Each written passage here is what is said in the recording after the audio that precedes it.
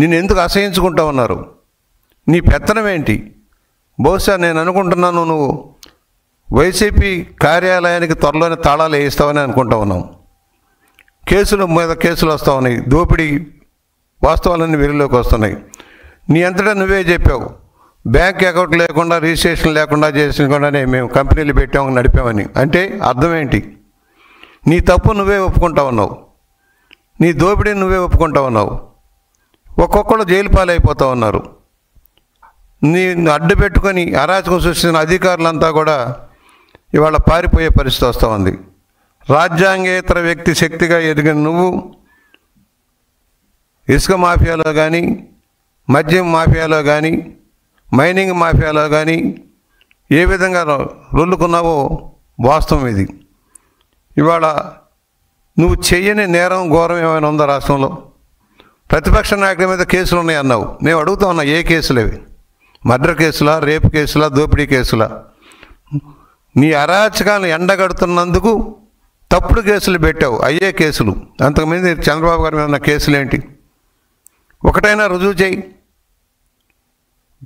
కనీస నింద మోపి దాన్ని రుజువు చేసే శక్తి నీకు లేదు. భారతదేశంలో ఎక్కువ కేసులు ఉన్న ముఖ్యమంత్రిగా నువ్వు చెబుతా ఉన్నావు. ఏ కేసులు అయి చెప్పండి, కేసు వైజ్గా ఒక్కొక్క కేసు నిర్ధారణకు వద్దాం. ఏవి రుజువు చేయగల కేసులు? ఏమైనా ఈడీ కేసులు ఉన్నాయా నీ మీద ఉన్నట్టుగా? ఇన్కమ్ ట్యాక్స్ కేసులు ఉన్నాయా?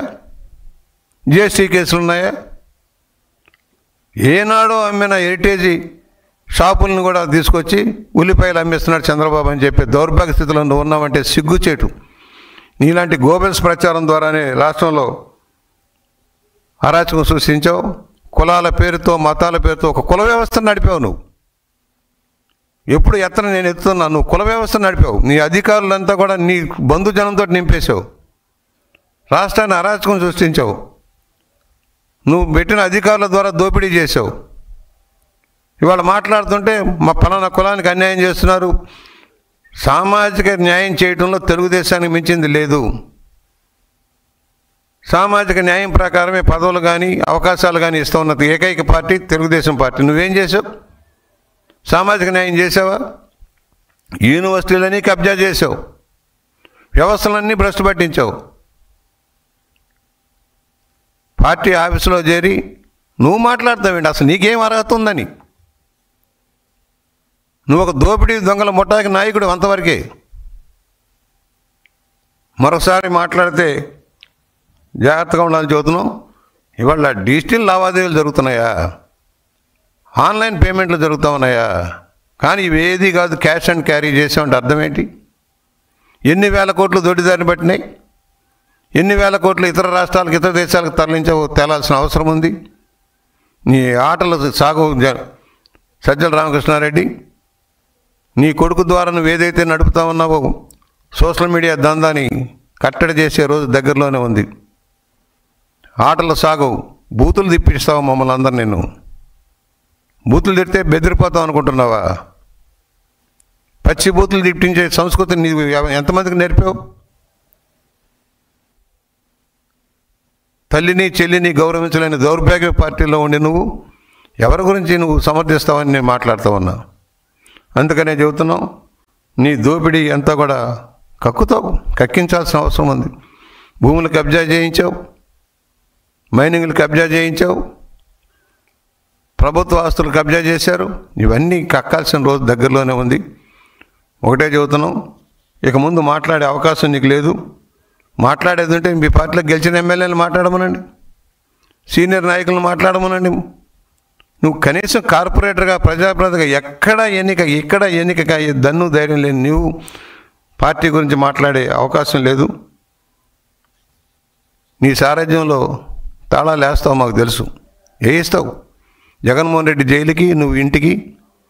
వీలు కుదిరితే నువ్వు కూడా ఆ జైల్లోనే మరో సెల్లోకి వెళ్ళే అవకాశం ఉంటుంది అనేది హెచ్చరిక చేస్తూ, ఇక ముందు రండి, ధైర్యం ఉంటే మా ముఖ్యమంత్రి రండి, చర్చిద్దాం.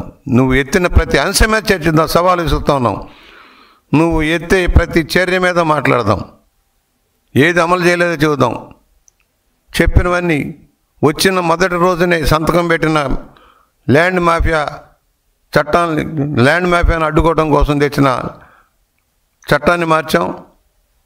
పెన్షన్ని 4,000 రూపాయల పెన్షన్ని 6,000 రూపాయలు, 10,000 రూపాయలు, 15 రూపాయల పెన్షన్ అమలు చేయించాం. స్త్రీశక్తికి బస్సులు ఉచితంగా ఇచ్చాం. తల్లికి వందనం ఇచ్చాం. రైతుకు న్యాయం చేశాం. నువ్వు కనీసం కొన్న ధాన్యానికి డబ్బులు చెల్లించరా. నువ్వు పెట్టిన బకాయిలే మా నెత్తిన గుదిబండలై కూర్చున్నాయి. ఆర్థికంగా దివాళా తీయించావు. కేంద్ర పథకాలన్నీ పక్కదారి పట్టించావు. ఏం చేసావు డబ్బు మాకు లెక్కలు తెలియట్లా. దోచింది మీరు, లెక్కలు చెప్పాల్సింది మేమా అని అడుగుతా ఉన్నాను. ఇవాళ కేంద్రం నుంచి రావాల్సిన నిధులు రావడంలో కూడా వైఫల్యం చెందడానికి కొంత కారణాలు అయ్యాయి. నువ్వు చేసిన భాగవతాల వల్ల పోలవరం ఆగిపోయింది, రాజధాని లేకుండా పోయింది, నీటిపారుదల రంగం కుదేలైపోయింది, రహదారులు విచ్ఛిన్నం అయిపోయాయి. వాటన్నిటిని సరిచేయటానికి ఇవాళ ప్రభుత్వానికి తలమునకలు అయిపోయే పరిస్థితి వస్తూ ఉంది. అయినా కూడా వ్యవస్థను పటిష్టం చేసి పెట్టుబడులు సాధించుకుంటూ రాష్ట్ర ప్రభుత్వం ముందుకు వెళ్తుంది. నీకు కనిపించట్లేదా? నీ కర్నూలులో నీళ్ళు ఇచ్చాం, నీ రాయలసీమలో నీరు ఇచ్చాం. ఇవాళ ఆఖరికి కుప్పం బ్రాంచ్ కెనాల్ కూడా నీరు తీసుకెళ్లే శక్తి తెలుగుదేశానికి ఉంది. కనీసం చెరువులు బాగు చేయలే. అన్నమయ్య ప్రాజెక్టు కొట్టుకుపోతే నువ్వు కనీసం పూర్తి రిపేర్ కూడా చేయలే. నువ్వు కరువు వచ్చిన వాళ్ళకి సహాయం చేయలే. వరదల్లో కొట్టుకుపోతే సహాయం చేయలే. వరద సహాయ నిధులు కబ్జా చేసావు. జలమిషన్ డబ్బులు కబ్జా చేసావు. ఏమని ఉచిత సలహాలు ఇచ్చిన సలహాదారు సజ్జల, నీ అవినీతి కోటలు బద్దలయ్యే రోజు దగ్గరలో ఉందని హెచ్చరిక చేస్తూ, జాగ్రత్త, లిక్కర్ స్కామ్ లేదంటావు, ఓ పక్కన అంగీకరిస్తావు, అనాథరైజ్గా నడిపానంటావు. అంటే అర్థం ఏంటి? నీ నేరాన్ని నువ్వే ఒప్పుకున్నావు. నీకు భయపడి వైఎస్ఆర్ పార్టీ కేంద్ర కార్యాలయానికి వచ్చేవాళ్ళే పరారైపోతూ ఉన్నారు, కకావికలైపోతున్నారు మీ అవినీతి సామ్రాజ్యానికి తట్టుకోలేక. మరొకసారి హెచ్చరిక చేస్తూ, రండి, దన్నుంటే అసెంబ్లీకి రండి, మాట్లాడండి. నీ గోబెల్స్ ప్రచారం ఆపకపోతే ఎలా ఆపాలో మాకు తెలుసు. నువ్వు చేసే గోబెల్స్ కట్టడి చేయటమే కాదు, తప్పుడు ప్రచారాన్ని ఖండించేదానికి కూడా మేము సిద్ధంగానే ఉన్నాం. ప్రభుత్వం నడుస్తుంది, సక్రమ విధానం నడుస్తుంది. సంవత్సర కాలంలో ఏ ప్రభుత్వం లేని సంక్షేమ అభివృద్ధి కార్యక్రమాలు అమలు చేసుకుంటూ ముందుకు వెళ్తుంది. అనేక అడ్డంకుల ఆర్థిక ఇబ్బందులు ఉన్నా కూడా ముందుకు వెళ్తుందంటే 1వ తారీఖు జీతాలు ఇస్తా ఉన్నాం, మర్చిపోకండి. నువ్వు ఎప్పుడు జీతాలు ఇచ్చావో తెలియదు, బకాయిలు ఎప్పుడు ఇచ్చావో తెలియదు. 1,000 కోట్ల రూపాయలు బకాయిలు పెట్టిపోయావు అన్ని రంగాల్లో కూడా. అందువల్ల మరొకసారి హెచ్చరిక చేస్తూ, నువ్వు లీడరు కాదు, ఒక చీటరు. అంతవరకే నువ్వు బంట్రోతు, ఒక క్లర్క్వి. జగన్మోహన్ రెడ్డి ఏం చెబితే అది మాట్లాడటానికి, ఆయన ఏం మాట్లాడతాడో ఆయనకే తెలియదు మీ నాయకుడికి. నువ్వు మాత్రం రాజ్యాంగేంద్ర శక్తిగా నువ్వు మాట్లాడతావు. మరొకసారి హెచ్చరిక చేస్తూ, జాగ్రత్త సుమా. సజ్జలు వస్తాడు, ఎందుకంటే సజ్జలు ఎమ్మెల్యే కాదు కదా. ఆయనకి స్పెషల్ టికెట్ ఇచ్చి కూర్చోబెట్టాలి, కౌన్సిల్లోనే ఎక్కడో కూర్చోబెట్టాలి. ఎందుకంటే పైరవీలు చేసుకోవడమే తెలుసు ఆయనకి.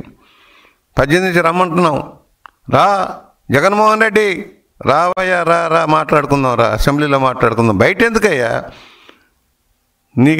నీ సాక్షి టీవీ, సాక్షి పేపర్ పెట్టుకొని మాట్లాడతామేంటి? ప్రజల్లో మాట్లాడదాం రా. నీ అరాచక ఆటవిక విధానాల మీద మాట్లాడదాం రా. అసెంబ్లీలో చర్చిద్దాం రా.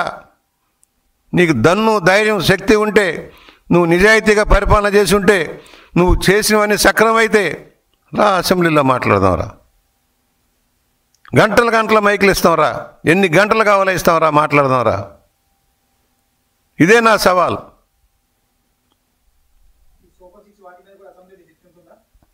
తప్పకుండా ఉంటుంది సార్. సూపర్ 6 అమలు చేసాం, సక్రమంగా అమలు చేసాం. రైతుకు తల్లికి వందనం కానీ, రైతు సంక్షేమానికి సంబంధించిన పెన్షన్లు కానీ కేంద్ర సహకారంతో చేస్తూ ఉన్నాం. రైతులు ధాన్యం కొన్నాం, మద్దతు ధర చెల్లిస్తూ ఉన్నాం. అనేక పంటలకి గిట్టుబాటు ధర లభించేలాగా ఇన్వెన్షన్ ద్వారా వారిని ఆదుకుంటా ఉన్నాం.